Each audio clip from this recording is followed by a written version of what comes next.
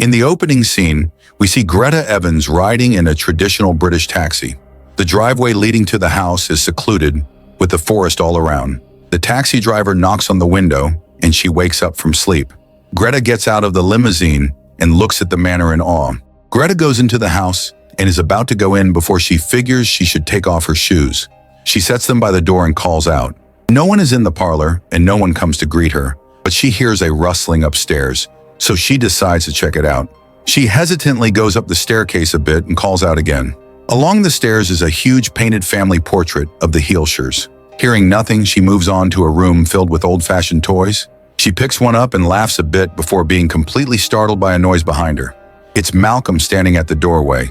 He's the grocery boy who comes weekly to bring produce for the Heelshires. They introduce each other, and he asks to have her to help pack the groceries away. They chat, and he's already smitten by Greta, but she remains polite. We find out that Greta is an American who has moved to the UK for the first time to work for the Heelshires. Greta asks Malcolm what the Heelshires are like, as no one has made an appearance yet. He says they are nice enough and very generous. He is stopped by the arrival of Mrs. Heelshire. She doesn't look kindly upon Greta and instantly notices her sock-clad feet. Greta says she left her shoes by the front and, not wanting to displease Mrs. Heelshire, runs to get them. However, her shoes are gone. She asks Greta to put on other shoes, and they will meet the rest of the family. Before arriving at the parlor, they can hear Mr. Heelshire telling Brahms to behave. When Mr. Heelshire stands up, Greta sees that Brahms is just a lifelike porcelain doll. They introduce her to Brahms, and she just stares disbelievingly at the doll before laughing, thinking it's a joke. However, her amusement dies off upon the very serious looks of Mr. and Mrs. Heelshire. Malcolm, however, steps in and tells the Heelshires that their food is packed, and he will be back next week. He steps past Greta and takes Brahms's doll hand and shakes it, telling him that he will see him next week. Malcolm leaves, but not before shooting Greta a look that says, "Just play along." Greta takes the doll's arm and says with a forced smile that she hopes they can be friends. Mrs. Heelshire shows Greta around the kitchen, saying that they never dispose of leftovers. They have a special area that they put in, some sort of portable fridge container off to the side. Mr. Heelshire takes her outside and tells her about the traps around they have to trap vermin. He doesn't think it's necessary, but tells her Mrs. Heelshire is worried about rats in the walls. He also mentions that all the windows are painted shut. In the study, Mrs. Heelshire says that music is very important to Brahms. During all this, she holds and coddles the doll. She puts the needle on the record, and extremely loud operatic music plays. In the bedroom, Mrs. Heelshire tells her that Greta is to wake Brahms up at 7 a.m. every day and to change him. She wants Greta to try it, but her movements are clumsy. The family puts Brahms to bed. While Greta watches from the doorway, the Heelshires pray. Mrs. Heelshire turns to Greta and asks for privacy. Mr. Heelshire shuts the door on her. She can hear hushed talking from the two for a minute before the door abruptly opens. Mrs. Heelshire tells her that Brahms has chosen her. In her room, Greta talks to Sandy from home. She explains the extremely creepy situation to her. Sandy agrees that it is weird, but tells her to stick with it because Greta needs a second chance. This segues into Sandy saying that Cole, her ex-boyfriend, stopped by her house again, demanding to know where she is. Greta panics a little, but Sandy told her she didn't tell him anything. The next day, Mr. Heelshire explains he and his wife are going away on a mini vacation. They tell Greta, "It is very important that you follow these rules." They give Greta a printed schedule of activities to do throughout the day with Brahms, as well as a list of the rules. Some of them are: no guests, save meals in the freezer, dress him each morning, never go in the attic, never cover his face, read a bedtime story, play music loud, never leave him alone, clean the traps, and many more. Before they go, Mrs. Heelshire hugs Greta and tears up, strangely whispering to her, "I'm sorry." As soon as they leave, Greta puts Brahms on a chair and apologizes before tossing a blanket over him. She makes herself a peanut butter and jelly sandwich and pours some wine. She throws the food waste in the trash. She settles in the parlor to read some magazines. It starts pouring rain outside. She walks past the covered doll a few times when she refills her drink. She heads upstairs to go to bed and glances down the hall where the doll is. But this time, the blanket is off the doll. She's a bit unnerved and, annoyed at her reaction, roughly puts the doll in the bedroom and locks it. Greta goes to bed but wakes upon hearing what sounds like a child wailing. She takes a candle and goes downstairs to check it out. On the way, she stops to look at the portrait and focuses on Brahms's painted human face. She leans in close when an arm shoots out and reels her in. Greta wakes up in a sweat. It was just a nightmare. She hears the muted wailing noise again. She peers into Brahms' bedroom, and the doll is how she left it. She leans in close and sees the doll's cheek is wet, like tear tracks. Greta is officially freaked, but notices water dripping on it from a ceiling leak. She notices an attic in the ceiling when she goes out in the hallway and tries to open it with a large fire poker thing leaning against the wall, but is unable to get the latch to come down. There's a knock on the door, and she leaves it be. It's Malcolm apologizing and also bringing Greta's first week of pay in an envelope. She tells him she wishes he had warned her about the doll, but he tells her he doesn't even know how to explain it. They take a walk outside around the manor, and Malcolm brings her to the actual Brahms grave. He lived from 1983 to 1991. Malcolm says Brahms passed away during a fire on his 8th birthday. Greta feels immediate sympathy and notes that Brahms would be Malcolm's age had he lived. Malcolm invites her out of the house tonight to get away from the oppressive manor. Greta is unsure, stating she just got out of a relationship, but Malcolm talks her into it. She agrees, and they part ways to meet up later. Later, Greta starts to get ready, picking out clothing while talking to Sandy. Sandy's happy she's moving on. Sandy reveals that Cole asked Sandy's 10-year-old son where Greta is so he can write and apologize, and her kid told Cole where Greta is in the UK. Sandy apologizes, but Greta assures her she will not read anything from Cole. Greta is starting to get excited about going out. She sets a coral dress aside in the bathroom along with her necklace before stepping into the shower. As she showers, something removes the dress and pulls the necklace away. Greta gets out, wraps a towel around herself, and looks in the mirror. She notices that one end of her hair is a little messed up. Before she can freak out about it too much, she sees that her things are gone. She rushes into her bedroom to see all her drawers open and all her clothes gone. She hears something and spins around. The attic is open and the stairs are down. She takes the fire poker thing resting on the side and goes up, clutching her towel. As soon as she makes it past, the ladder lurches up and the attic slams shut. She is unable to open it. She hears Malcolm's car pulling up and tries to get his attention. However, she is so far up that he cannot hear her. She tries to make noise by banging the iron poker against the walls, but it's far too muted for him to hear. She keeps trying until he leaves. Dejectedly, she looks around a little in the dark before a figure pops up at her. She is so startled that she falls back and knocks herself out.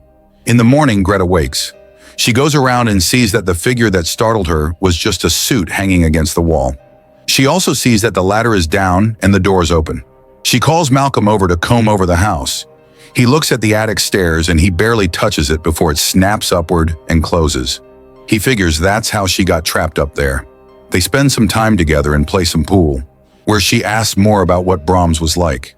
Malcolm wants her to leave, but Greta assures him she is all right. He leaves for the night and she heads to bed. She calls Sandy again and leaves a message for her to send more magazines or anything over, as there's no internet or TV or barely anything electronic in the manor. She hangs up and the phone rings again immediately. Thinking it's Sandy calling back, she picks up instantly but just hears breathing.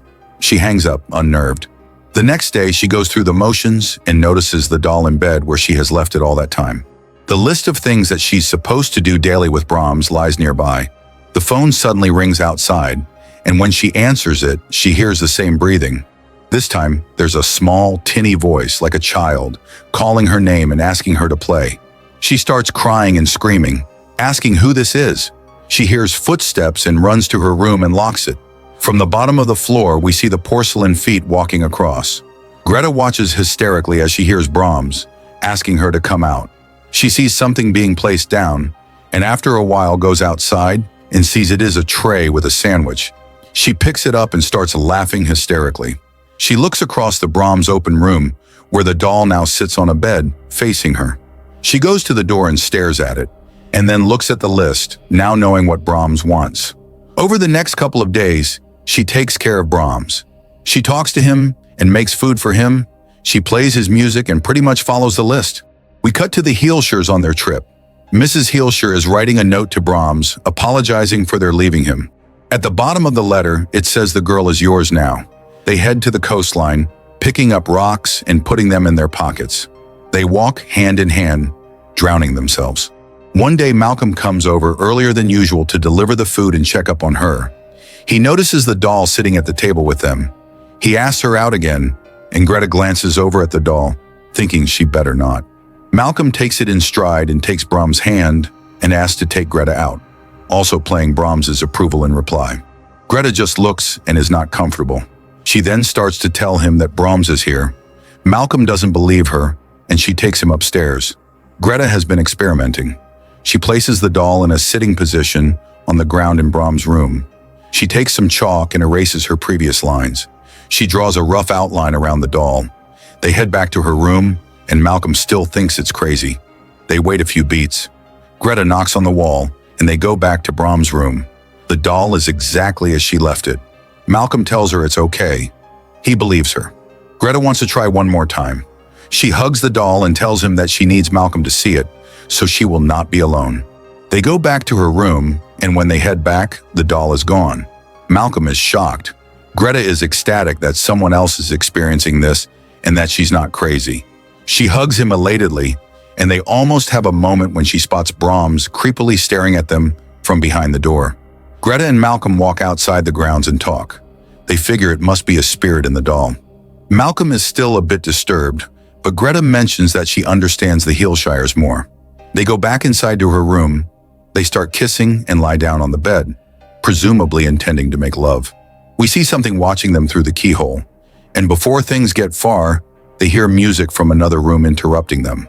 They go downstairs and find the doll in the study. Greta figures he is not happy and puts him back to bed. Malcolm isn't completely sure if the doll is holding a good guy ghost spirit. Greta knows Brahms wouldn't hurt her. She asks Malcolm to go home for now. While Greta puts Brahms to bed, she whispers, "You wouldn't hurt me, would you, Brahms?" The next morning, Greta is making breakfast when she hears the billiard balls clacking from the study. She picks up Brahms and heads over, thinking it's Malcolm. It's Cole. Greta tells him he shouldn't be here. He chides that he just wants to say hi to the kid. Greta clutches Brahms to her protectively, and Cole realizes it's a doll and laughs. Greta admits that they pay her to take care of a doll. She makes dinner and seats Brahms with them. Cole talks about how he found her a job back home. He keeps trailing off because of the doll's stare at him. Malcolm comes by, and he and Cole have a mini standoff. Malcolm peels her away by asking her to look at the groceries. They talk about Cole, who should not stay here, as he will hurt her. Greta denies either would happen and tells him she will take care of it. Malcolm gives a curt goodbye to Cole and leaves. He doesn't leave, but parks outside a ways and keeps watch. Greta brings blankets and pillows for him, which Cole takes to mean he won't be sleeping in her bed. Before she leaves, Cole holds her painfully and tells her he's not letting her go again. He expects her to be packed by morning and that they are leaving. Greta tears up and leaves. Greta puts Brahms to bed, hugging him. She whispers tearfully that she needs his help before she goes to bed and falls asleep. Cole wakes in the middle of the night to blood dripping on his head. He wakes up and yells for Greta. She comes downstairs and sees a bunch of the rat carcasses from the traps and a bloody message written on the walls above that says, "Get out." Cole thinks Greta did it, but she vehemently denies it. They then spot the doll in the corner, and she runs to him, saying, "Brahms, what did you do?" Cole is angry and grabs the doll. Cole seems to believe the doll had something to do with it. Malcolm hears the commotion and runs in to see what is going on. He sees Cole waving the doll around. Greta is frantic, and they both try to grab the doll away from Cole. Cole eventually smashes the doll into the ground on purpose, shattering it into pieces. Immediately, the wall starts shaking, and the house starts groaning. All three of them begin to panic. Malcolm wants to leave, but Cole shushes him. Cole puts his ear against a mirror on the wall. Suddenly, the mirror shatters, and something bursts from the walls. It is a huge figure with a porcelain mask over its face. Malcolm concludes it must be Brahms, who never died in the fire, but Greta can't believe it. Brahms immediately goes to knock Cole down. Malcolm and Greta try to stop him, but Brahms knocks them both aside and stabs Cole in the neck with a shard from the broken doll. Brahms tries to drag Greta away, but Malcolm knocks him down and gets Greta up, and they flee. Greta and Malcolm head to the front door, which is blocked off by Brahms. They run upstairs to hide in her room, locking the door. Greta finds a panel in the wall, and they both go through a pathway in the wall. Greta finds some stairs that lead up and into a small room beside the attic. It is old and has a fridge and very rough living accommodations. There's a patchwork, life-size figure on the bed, which is a fabric doll wearing Greta's missing coral dress, along with her jewelry, and the head has her locks attached to it. Brahms never died. He has been living in the walls for 20 years. Greta finds the letter written by Mrs. Hilscher and realizes that they were leaving her to take care of him forever. She is hysterical, realizing the adult Brahms was watching her every movement, while Malcolm keeps trying to find another path out. He finds one and has Greta go through first, while Brahms bursts through. Greta doesn't want to leave him, but he runs at Brahms to hold him off. Brahms is huge and overpowers Malcolm. He smashes his fist into Malcolm's head, and Malcolm is knocked out. Brahms heads towards Greta, telling her in a small child's voice to stay. She finally gets it open and leaps through. Greta runs and makes it towards the gates before she stops and turns back. She heads to the door and pockets a long letter opener she finds. She goes towards Cole's dead body, where Brahms is standing. She uses her nanny voice, telling Brahms it's time for bed. It triggers something in him, and he follows obediently. She puts him in bed, and he whispers, "Kiss," but she retreats, saying, "No kiss," as his punishment. She pulls away and he grabs her and says, "Kiss again," a bit more forcibly. She haltingly presses her lips to the porcelain mask, and Brahms starts to pull her closer. She takes the letter opener and stabs Brahms in the stomach. He recoils and throws her off him on the wall. He immediately starts to strangle her and Greta almost passes out, but she manages to grip the letter opener and push it in more. Brahms collapses and Greta runs past him to the hidden pathways to see if Malcolm is okay. Part of Brahms's mask is shattered, revealing the burned skin underneath. Malcolm is alive and wakes with some large contusions on his face. She gets him out of there, and they drive off from Hilscher Manor. The final shot cuts to someone painstakingly piecing the doll back together. Brahms is still alive, presumably. He then looks into the camera, as if none of this ever happened.